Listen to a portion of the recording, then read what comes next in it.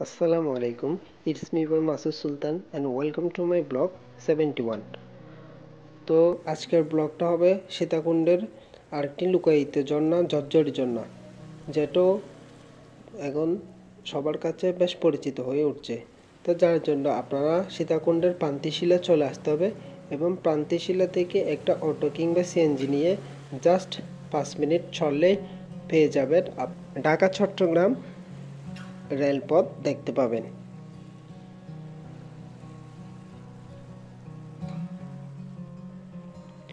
তারপর rail line ধরে বাম দিকে 4-5 মিনিটের মতো এগিয়ে গেলে ডান দিকে মাটির রাস্তা দেখতে পাবেন।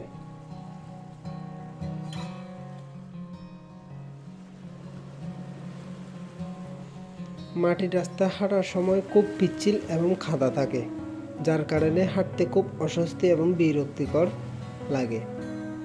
ঠিক কিছুক্ষণ হাঁটার পর মাটির রাস্তা দিয়ে সোজা 5 থেকে 7 মিনিট হাঁটার পর পেয়ে যাবেন একটি জিরিপথ।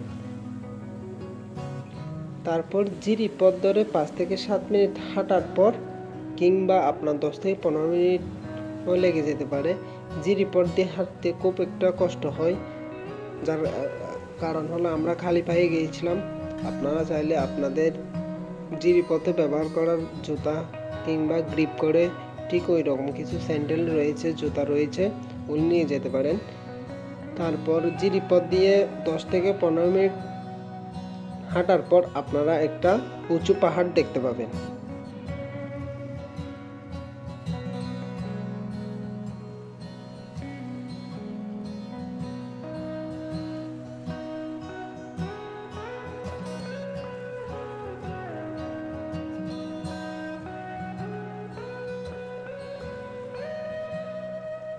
ঝরঝরি ঝর্ণা এদিকে যাইতে কতক্ষণ লাগবে? তো আসতে কতক্ষণ লাগবে? আধা ঘন্টা। তো যাইতে 8 ঘন্টা, আসতে আধা ঘন্টা। এটা কেমনে হচ্ছে? তো সবার অঙ্ক মিলে, আমাদের অঙ্ক তো মিলে না।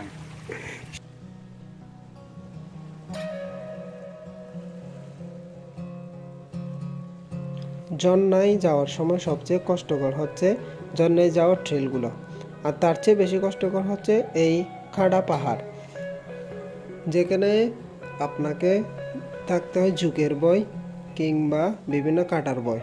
তাছাড়া আমরা তো খালি পায়ে। এরপর সোজা কিছুক্ষণ ওঠার পর দেখতে পাবেন আপনারা চন্দ্রনাথ মন্দির, সুস্পষ্টভাবে চন্দ্রনাথ মন্দির দেখতে পাবেন। ঠিক ওখানে কিছুক্ষণ বিশ্রাম নিয়ে আপনাদের আবার হাঁটতে হবে কাটা পাহাড় হয়ে। তারপর আবার কিছুটা পথ নামতে হবে, তারপর আবার দেখা পাবেন জিরির। তারপর জিরিতে আপনাদের খানিকক্ষণ কিংবা 30 মিনিটের মতো হেঁটে দেখতে হবেন আপনাদের কাঙ্ক্ষিত ঝরঝরি ঝর্ণা। তাছাড়া ঝরঝরি ঝর্ণার মাঝে আপনারা পেয়ে যেতে পারেন বান্দরের দেখা। তবে আপনাদের কাছে একটাই কথা, এই বন্য প্রাণীগুলোদের আপনার উত্ত্যক্ত করবেন না। এরা রেগে গেলে মানুষদের আঘাত করে বসে, যার কারণে আপনার মধ্যে একটা বাজে সিচুয়েশন কিংবা আপনারা একটা ভয়ঙ্কর মুহূর্ত পড়তে পারেন।